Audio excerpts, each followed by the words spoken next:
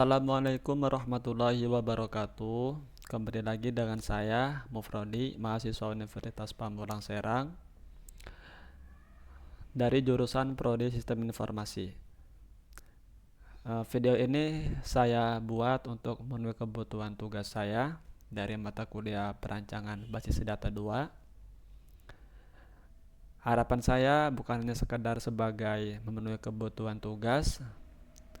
Mudah-mudahan video ini bisa membawa manfaat dan memberikan informasi kepada teman-teman yang menyaksikan video kali ini. Langsung saja, di video kali ini saya akan mencoba untuk menjelaskan konsep dari fungsi join. Sekaligus kita akan mencoba untuk mengimplementasikan bagaimana fungsi join ini bekerja. Barangkali mungkin teman-teman pernah mendengar atau pernah mempraktekkan dari konsep fungsi join ini. Fungsi join merupakan suatu perintah atau query yang digunakan untuk mendapatkan atau menampilkan sebuah data dari dua buah tabel atau lebih. Syarat dari terpenuhinya query join yaitu tabel-tabel yang kita gunakan, query-nya harus memiliki relasi satu dengan yang lainnya. Secara umum, query join ini sering digunakan terdiri dari dua bagian. Yang pertama yaitu bagian inner join dan yang kedua outer join. Di kesempatan kali ini saya akan fokus di bagian inner join. Sebelum kita masuk ke pembahasan inner join, karena kita akan mengimplementasikannya mulai dari awal pembuatan database, kemudian pembuatan struktur tabel hingga ke memasukkan data-datanya. Maka langkah yang pertama kita harus lakukan yaitu pastikan teman-teman sudah menginstal XAMPP-nya. Kemudian teman-teman jalankan. Pastikan Apache dan MySQL-nya ini berjalan atau running. Kemudian teman-teman bisa tekan atau klik admin untuk memastikan localhost PHP MyAdmin kita apakah sudah terbuka, berjalan. Nah, di sini saya sudah membukanya. Kalau sudah terbuka halaman localhostnya, maka akan tampil seperti ini. Nanti query-query yang kita simpan melalui command prompt akan tersimpan di PHP MyAdmin ini sebagai database-nya, penyimpanan database. Oke, langsung saja kita buka CMD-nya atau command prompt, jalankan sebagai administrator.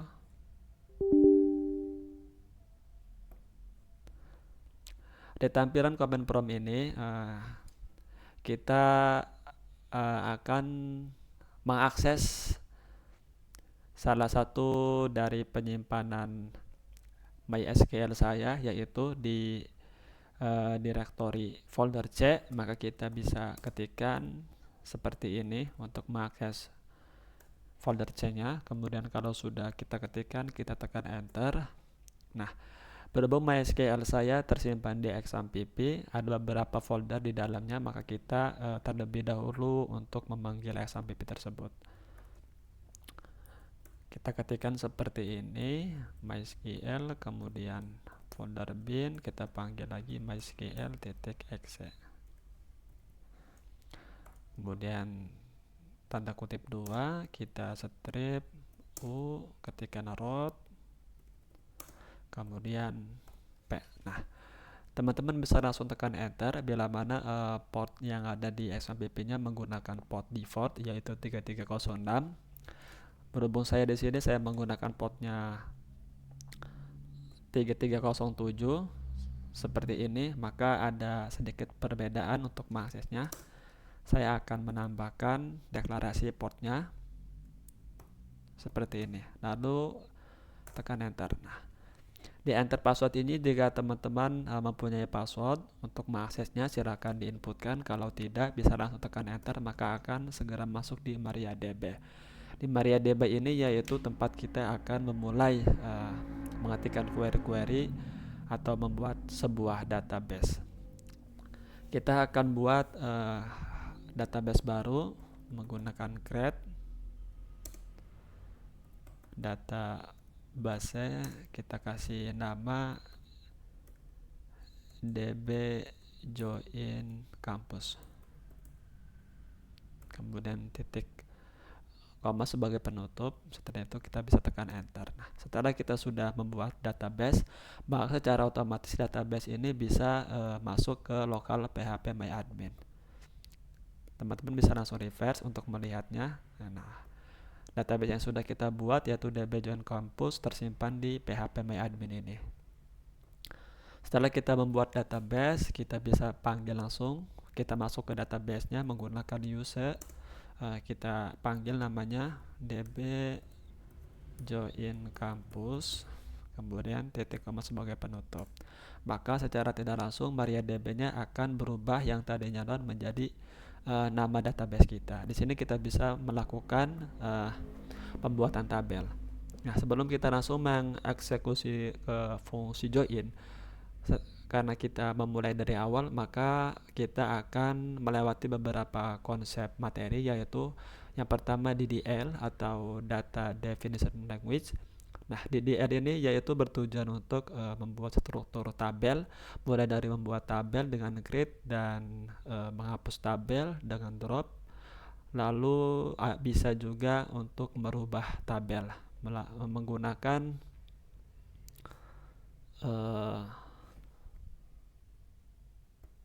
menggunakan alter, seperti itu. Kita akan membuat struktur tabel. Kita buat 3 tabel. Yang pertama kita akan buat tabel dosen menggunakan kode create tabel dosen. Kemudian kita tekan enter, buka kurung. Kita masukkan beberapa atribut yang biasa ada di dosen, yaitu atribut yang ada di dosen mulai dari nib. Kita kasih tipe datanya char, kemudian maksimal 5, not null. Kemudian kita tutup dengan koma agar bisa lanjut di bawah. Kemudian kita masukkan juga atribut nama dosen menggunakan tipe data varchar dengan maksimal 20,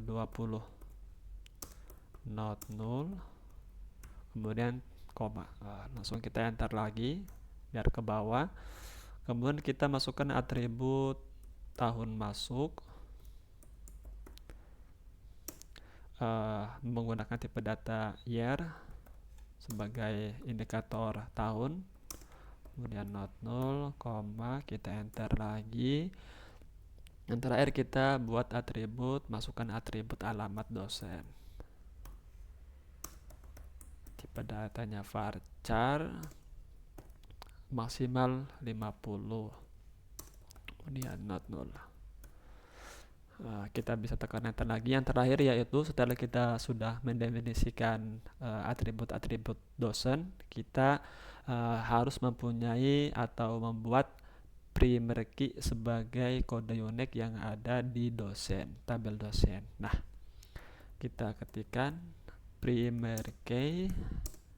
Apa yang akan menjadi primary key-nya yaitu atribut nib. Karena nib ini dia itu merupakan kode yang unik, tidak mungkin dan tidak akan bisa diduplikat oleh yang lainnya. Pasti ada yang berbeda. Makanya kita masuk menggunakan nib agar menjadi primary key. Tutup kurung 2 kali, tutup kurung pertama tutup kurung nib, yang kedua tutup kurung dari ini ya, dari ini. Setelah kita sudah membuat, kita langsung bisa tekan enter. Nah, secara otomatis tabel yang sudah kita buat ini tersimpan di localhost kita. Kita bisa lihat lagi, kita refresh dulu. Kita lihat apakah sudah masuk ke PHP MyAdmin. Kita tunggu, masih loading. Nanti muncul di sini teman-teman. Nah, sudah masuk.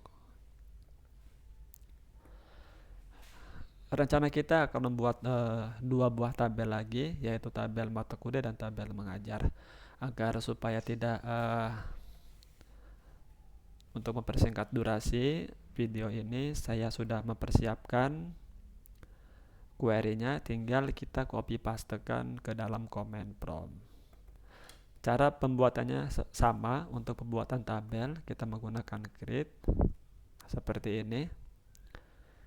Untuk tabel mata kuliah atributnya ada kode matkul, kemudian nama matkul, SKS, dan yang untuk menjadi primary key-nya yaitu kode matkul sendiri. Setelah kita sudah definisikan, kita bisa langsung tekan enter, maka akan masuk ke PHPMyAdmin tadi. Selanjutnya satu lagi kita kopikan lagi. Teman-teman juga sudah bisa cara pengetikan query-nya seperti contoh yang dari tabel dosen. Nah, setelah kita sudah mendeklarasikan semua tabel yang kita butuhkan, sekarang kita coba untuk menampilkan dari tabel-tabel yang sudah kita buat. Kita bisa gunakan dash atau dari kepanjangannya description ya. Kemudian kita panggil tabelnya, mulai dari tabel dosen. Kita lihat seperti ini cara untuk melihat kodenya. Nah, maka akan muncul full dari tabel yang sudah kita buat. Kita cek lagi untuk tabel mengajar, tutup kurung, kita tekan enter, maka akan tampil seperti ini. Yang terakhir untuk mata kuliah, tekan enter. Nah, sudah terbentuklah tampil ketiga tabel yang sudah kita susun di atas. Setelah kita selesai bagian DDL, yaitu pembuatan struktur data, sekarang kita geser ke konsep yang kedua, yaitu konsep DML atau Data Manipulation Language. Data ini bertujuan untuk mengelola data dari tabel tersebut, mulai dari untuk menampilkan isi data, terus juga memasukkan data dan merubah isi data. Sekarang kita akan memasukkan data untuk tabel mata kuliah terlebih dahulu ya. Bagaimana cara memasukkan data? Kita bisa gunakan query dari DML, yaitu insert into. Seperti ini teman-teman, insert into. Kemudian kita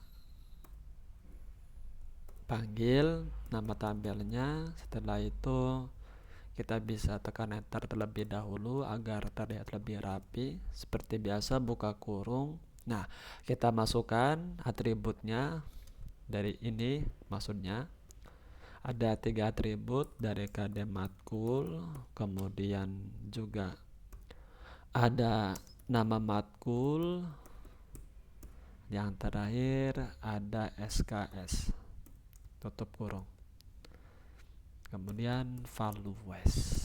Nah, setelah kita sudah ketikkan query seperti ini, kita bisa tekan enter, kemudian kita akan memasukkan data. Terserah apa yang sudah data Anda teman-teman siapkan. Di sini saya untuk kode matkul, cara untuk pengetikan atau memasukkan datanya seperti ini teman-teman. Jadi harus diawali dan ditutup dengan tanda kutip seperti ini. Untuk kode matkul kita kasih kode 101, maksudnya. Kemudian tutup dengan tanda kutip, koma, dibuka lagi untuk nama matkulnya, yaitu kita bisa masukkan algoritma. Maaf, salah. Algoritma seperti ini. SKS-nya 4, tutup kutip, kemudian tutup kurung. Lalu ditutup untuk melanjutkan ke selanjutnya, koma, kemudian kita bisa tekan enter. Teman-teman ikuti saja seperti ini contoh memasukkan datanya. 202 tutup koma, kemudian masukkan mata kuliah nama matkulnya PTIK, tutup, SKS-nya berapa, 3 misal, seperti ini. Teman-teman buat terserah mau bikin 10 untuk baris datanya, mau bikin 5. Di sini saya akan coba memasukkan 5 baris data. 303 tutup koma, buka lagi, masukkan nama MK-nya SIM, koma, buka lagi, SKS-nya kita kasih 4 SKS, lalu tutup, kemudian koma lagi untuk melanjutkan baris ke selanjutnya. 404, nama matkulnya e-commerce,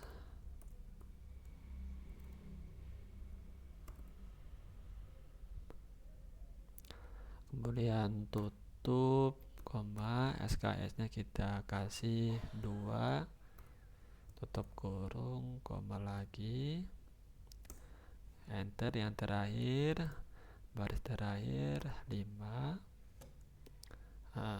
Awas jangan sampai lupa teman-teman, koma titiknya.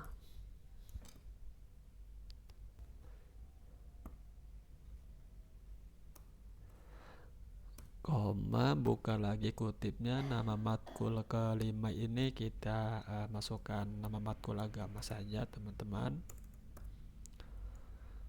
Tutup, SKS-nya kita kasih 3 SKS, kemudian tutup. Setelah itu kita bisa langsung akhiri dengan titik koma. Pastikan semuanya query kita sudah benar, karena kalau salah satu ada yang error, maka salah satu ada yang salah ketik, maka akan mengakibatkan error. Kita coba enter, mudah-mudahan ini oke. Nah, benar.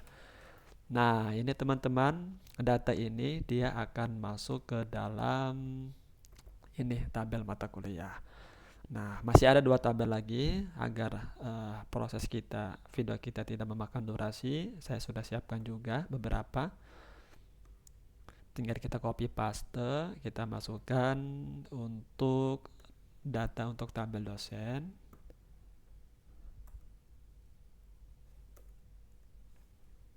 Kita paste, kita sudah masuk, kemudian kita masukkan lagi, kita copy paste lagi.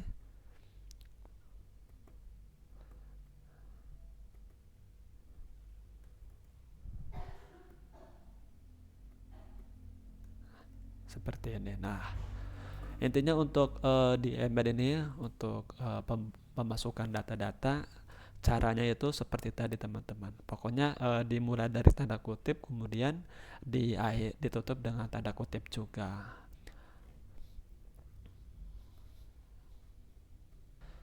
Setelah kita sudah input, kita coba untuk tampilkan semua data-data yang sudah kita buat menggunakan select, fungsi select.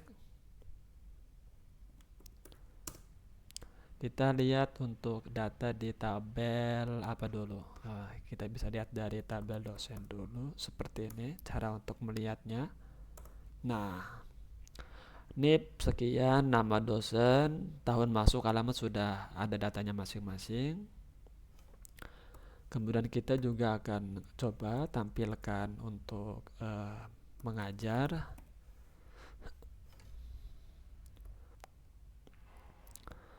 Kita langsung bisa enter. Nah, kemudian tampilkan juga untuk mata kuliah seperti ini. Kita bisa langsung tekan enter. Nah, maka akan tampil. Nah, inilah data-data yang sudah kita input tadi teman-teman. Barulah kita akan masuk pada bagian inner join. Kita akan coba untuk tampilkan daftar dosen yang mengajar mata kuliah apa ya teman-teman? Mata kuliah SIM aja. menggunakan konsep dari inner join tadi teman-teman.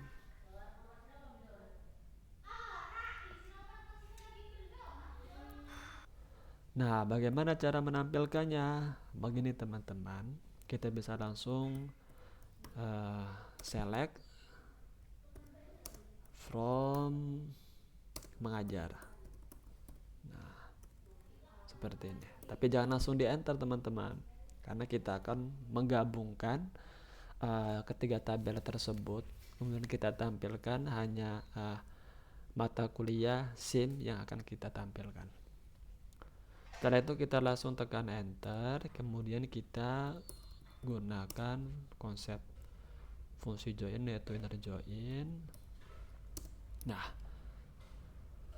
kenapa kita menggunakan select kemudian bintang from mengajar? Karena di tabel mengajar ini dia menyimpan foreign key dari tabel dosen dan tabel mata kuliah. Jadi dia itu sebagai objek untuk mengikat atau menggabungkan beberapa tabel yang sudah kita bikin di atas. Nah, tolong gabungkan tabel dosen on ini maksudnya dengan tabel dosen dengan tabel mengajar, kemudian titik nip sama dengan dosen nip. Nah, maksudnya ini teman-teman, seperti yang sudah saya jelaskan, fungsi join ini dia itu mempunyai syarat tertentu, yaitu antara tabel ke tabel itu harus mempunyai relasi yang sama. Karena di dalam tabel yang mempunyai relasi sama itu ada di kolom nip yang ada di tabel dosen dan kolom nip yang ada di dalam tabel mengajar. Kita bisa lihat di atas teman-teman mana yang mempunyai relasi. Nah, di tabel dosen kita ada nip sebagai primer key ini. Nah, di tabel mengajar kita ada nip sebagai foreign key. Maka dia mempunyai relasi ke sini teman-teman. Nah, begitupun juga nanti untuk tabel mata kuliah. Di mata kuliah ada KD matkul sebagai primer key, kemudian di mengajar juga ada KD matkul sebagai foreign key yang menghubungkan kedua tabel ini teman-teman. Nah, sekarang kita lanjut. Kita baru menggabungkan dua tabel. Kita tarik tabel satunya lagi menggunakan konsep yang sama, inner join. Kita panggil dulu tabel mata kuliahnya. Kita gabungkan dengan tabel mengajar. Titik apa tadi KD matkul yang mempunyai relasi sama dengan mata kuliah titik KD matkul. Nah, perhatikan takutnya ada sebelum kita enter apakah ada yang salah ketik atau salah deklarasi. Kita cek dulu, kalau sudah dirasa betul kita bisa langsung tekan enter. Kemudian di sini kita kondisikan, kita filter seperti awal dari tujuan kita, yaitu untuk menampilkan daftar dosen yang mengajar mata kuliah SIM. Jadi di sini kita gunakan where sebagai filternya. Kita panggil tabel mata kuliah, kemudian apa yang mau kita akan tampilkan, nama matkul sama dengan SIM. Kita akan menampilkan nama mata kuliah SIM. Setelah itu kita bisa langsung tutup dengan titik koma. Kita bisa langsung tekan enter. Nah, maka akan tampil gabungan dari tabel tabel 3 yang tadi kita sudah bikin teman-teman. Nah, dengan kondisi hanya mata kuliah SIM yang ada di dalam tabel mata kuliah, nama matkul SIM maksudnya yang ada di dalam tabel mata kuliah yang akan kita tampilkan. Nah, jadi tidak semua ditampilkan seluruhnya teman-teman ya. Masa kita mencari data semua data dikeluarin, nah otomatis kita hanya akan mencari data-data yang akan kita tuju saja teman-teman. Nah, ini salah satu contoh query dari penggunaan inner join. Kita juga masih ada lagi sebagai studi kasus atau contoh praktek, yaitu kita akan mencoba lagi menampilkan nama dosen, kemudian nama matkul, tahun masuk yang mengajar di mata kuliah e-commerce. Kemudian urutkan secara descending berdasarkan tahun masuk. Jadi mulai diurutkan dari tahun masuk dari yang terkecil, maksudnya dari atas ke bawah.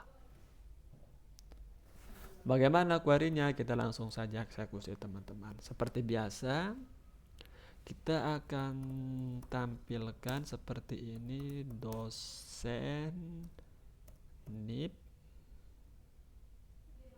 dosen, nama dosen, maksudnya teman-teman, maaf salah, nama dosen, jadi ini akan kita tampilkan. Kemudian tahun masuk dosen,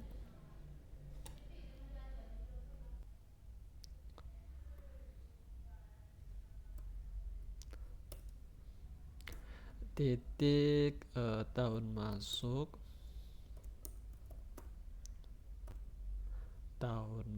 betul, kemudian koma, satu lagi nama matkul yang ada di tabel mata kuliah, titik nama matkul, seperti ini teman-teman. Sebagai objek pusat tabelnya yaitu tabel mengajar. Nah, setelah kita sudah meminta untuk menampilkan nama dosen, kemudian tahun masuk dosen dengan nama matkulnya, kita akan gabungkan lagi. Karena kita sudah deklarasikan di atas, kita bisa langsung copy, nggak apa-apa, biar mempersingkat waktu. Karena tetap yang akan jadi patokannya itu ini tabel nama punya relasinya doang. Kita bisa enter, kita salin, pastekan di sini. Nah, yang membedakan paling setelahnya ini teman-teman, output yang akan kita keluarkan itu mau seperti apa, data apa yang akan mau kita tampilkan. Nah, kita filter di sini where mata kuliah, kita panggil tabel mata kuliahnya, kemudian di bagian nama matkul untuk mata kuliah e-commerce. Kita bisa salin, takutnya nanti ada salah ketik, kita bisa gunakan yang sudah ada teman-teman seperti biasa. Nah, dulu karena tadi kita meminta untuk diurutkan secara descending berdasarkan tahun masuk ya teman-teman, maka kita masih bisa tekan enter lagi, kemudian kita urutkan menggunakan order by dosen tahun masuk, seperti ini teman-teman. Setelah itu bisa tutup dengan titik koma. Semoga tidak ada error teman-teman ya. Kita bisa langsung tekan enter. Maaf teman-teman, ada yang error. Apa ini yang error? Errornya di mana? Oh, salah ini teman-teman. Saya mengetikkannya yaitu MT kuliah. Seharusnya mata kuliah ya teman-teman ya. Lokasinya masih di awal ini teman-teman. Nah, ini itu contoh dari error teman-teman. Pokoknya kalau ada yang salah ketik, salah huruf saja teman-teman, itu akan menyebabkan error karena ketidakcocokan query-query yang sudah kita buat di atas. Nah, bagaimana biar bisa langsung cepat? Kita bisa gunakan arah tanda di keyboard kalian kayak gini, maka akan secara otomatis mencari. Nah, kalau kita sudah menemukan bagian yang salah, lokasinya di sini, kita tinggal betulkan saja teman-teman. Apa yang mau akan kita betulkan? Di sini kita kurang huruf L teman-teman ternyata. Setelah itu gimana? Tetap kita akan mengulang query-nya kembali. Jadi tidak bisa langsung tutup dengan titik koma langsung tampil, tidak. Tetap kita harus kayak begini urutannya. Kemudian kita cari from mengajar, inner join, ini, dan yang terakhir kita bisa langsung enter. Nah, inilah output tampilannya, yaitu nama dosen, tahun masuk, nama matkul. Jadi yang ditampilkan itu dosen yang mengajar di mata kuliah e-commerce.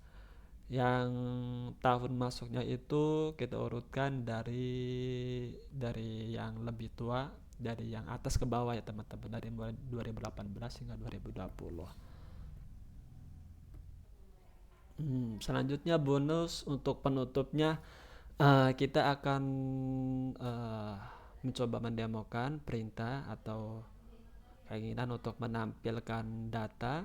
Contoh nih teman-teman, kita akan buat alias dengan nama dosen untuk kolom nama dosen, dan alias mengajar untuk kolom nama matkul. Kemudian kita tampilkan hanya kolom NIP, kemudian kolom alias nama dosen, dan kolom alias mengajar. Kemudian kita urutkan berdasarkan nama matkul, nama mata kuliah. Maksud mengurutkannya itu secara ascending ya teman-teman, dari mulai kalau uh, huruf kita mulai dari ascending itu maksudnya dari A sampai Z, seperti itu teman-teman. Kita bisa langsung coba, kita uji coba. Seperti biasa kita akan menggunakan select untuk menampilkan dosen, NIP, kemudian dosen, nama dosen, kita aliaskan nama dosen ini, nama dosen, tutup kutip, koma,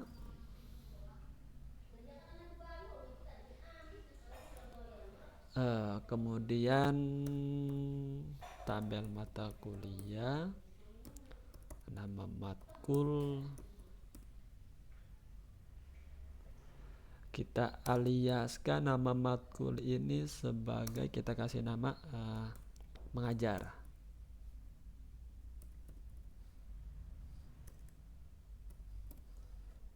Tutup tanda kutip seperti ini teman-teman. Jangan tutup titik koma teman-teman, karena masih ada query lanjutannya. Kemudian kita panggil from mengajar seperti biasa sebagai objek untuk mengikat penggabungan tabel-tabel. Setelah itu kita copy paste. Nah seperti ini, enter langsung. Jadi untuk inner join dia itu tetap hanya yang mempunyai relasi yang bisa digabungkan. Di luar dari yang tidak punya relasi tidak akan bisa digabungkan teman-teman. Kemudian kita enter yang terakhir, karena kita ingin menampilkan apa tadi, kolom NIP, kemudian alias nama dan alias nama dosen maksud saya, kemudian alias mengajar, kemudian urutkan berdasarkan nama matkul. Kita urutkan terlebih dahulu menggunakan order seperti biasa, order by nama matkul. Kita panggil dulu tabel mata kuliahnya, kemudian titik nama matkul seperti ini, kemudian kita tutup dengan titik koma. Dirasa sudah benar query-nya, tidak ada yang salah, maka kita bisa langsung tekan enter. Nah maka akan tampil seperti tabel ini teman-teman. Nah kalau kok bisa seperti yang kita inginkan kan, kita mencoba untuk kita bayangkan membuat sebuah tabel besar. Jadi di dalamnya itu hanya ada NIP ini teman-teman. Karena NIP-nya di dalam tabel dosen, maka kita harus mengetikkannya itu tetap harus kita panggil dosennya. Kemudian nama dosen ini teman-teman maksudnya ini karena kita mengaliaskan, artinya itu memberikan nama untuk kolom ini dengan nama yang akan kita tentukan, yaitu nama dosen. Kemudian juga untuk nama matkul kita aliaskan beri nama mengajar seperti ini. Kemudian kita gabungkan sebagai pengikat objek tabelnya itu tabel mengajar, karena di dalam tabel mengajar dia yang mempunyai foreign key. Kemudian kita gabungkan yang mempunyai relasi.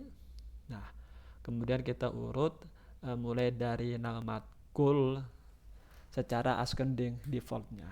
Jadi ascending itu seperti yang tadi saya jelaskan, dari mulai abjadnya itu huruf A hingga ke huruf Z, selesai. Nah, demikianlah yang bisa saya dapat sampaikan mengenai tentang materi konsep fungsi join ini, yaitu di mata kuliah perancangan basis data 2. Kurang lebihnya mohon maaf bila mana ada salah kata. Mudah-mudahan teman-teman bisa memahami apa yang saya sampaikan. Terima kasih saya ucapkan. Wassalamualaikum warahmatullahi wabarakatuh.